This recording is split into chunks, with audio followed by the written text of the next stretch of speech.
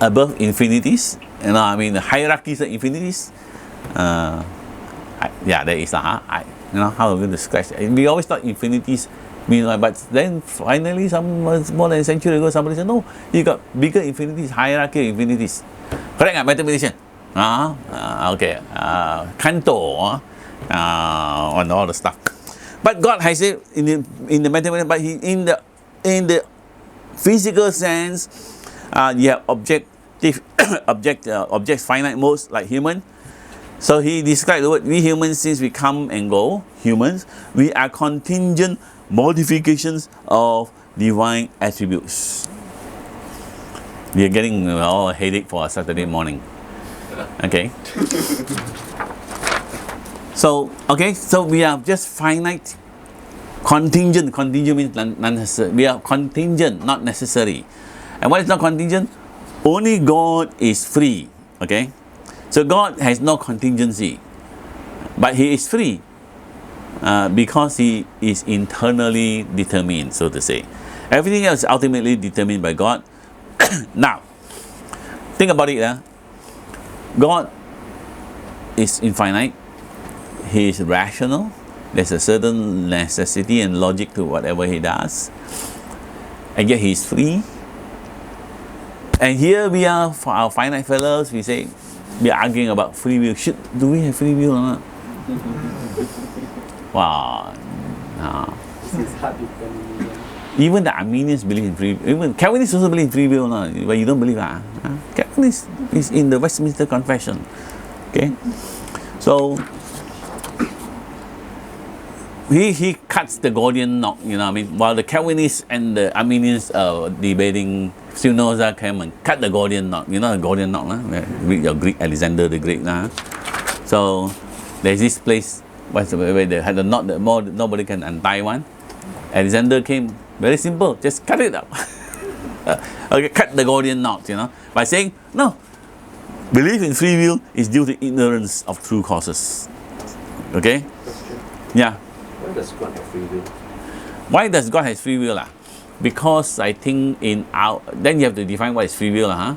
Free will is, you have free will meaning the ability to make choices uncoerced. To make choices uncoerced.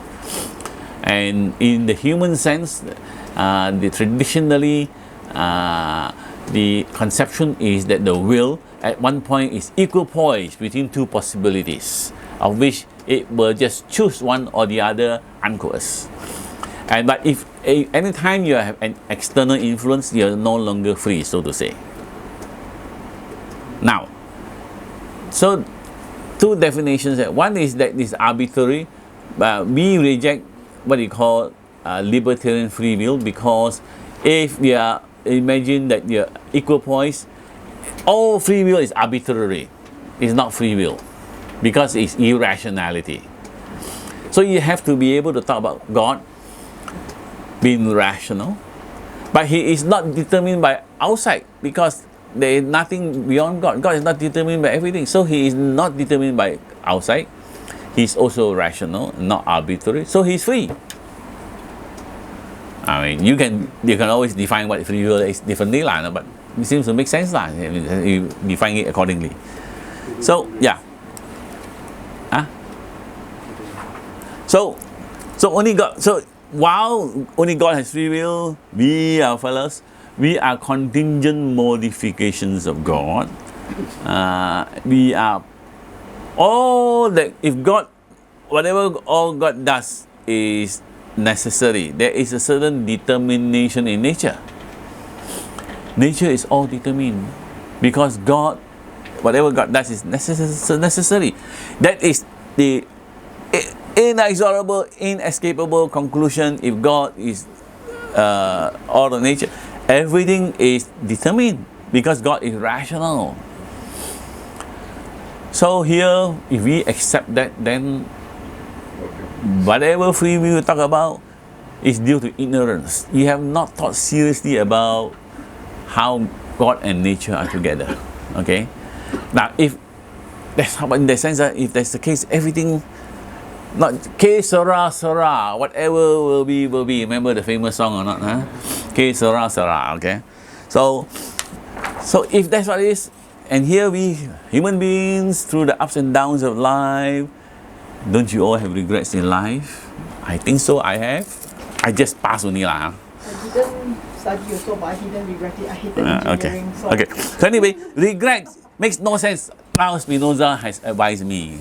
There is no need to regret. Okay, everything that happened has happened. So in a sense, it's like the Stoics. The Stoics will talk about the determination of the world, and then the laws of nature, and you can fight against nature or you can flow with nature. You can. I think the Stoic is more like acceptance of the way things are. If you fail, then you just accept it, and you try to. I always say it's accepting life with a grimace. There's no joy one. Okay. But the whole point they claim that once you realize whatever will be, there's a freedom in you. There is a resurgence of Stoicism. You go around everywhere, you find books on Stoicism. Stoics, because if you don't believe in God, what's the best option you have? You either become one who lives the hedonist, or you still want to live a virtuous life like Spinoza.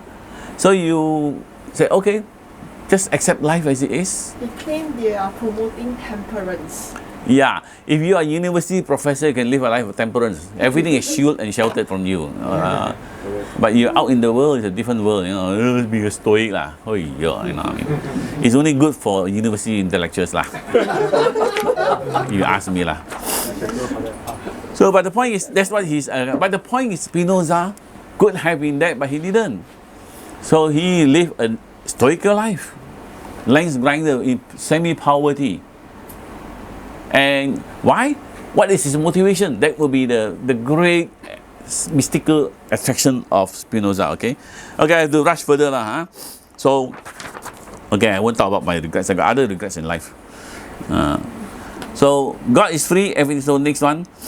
So what happens to this God then? What is Spinoza's God? You look at here. He talks about God lah. He has no emotions, no goals, no plans. Because everything, whatever he does, is necessary of himself. You talk about goals, he just is. Okay. Now here, somebody said he does not have free will. In a sense, he's also free. So you have to define in the context lah.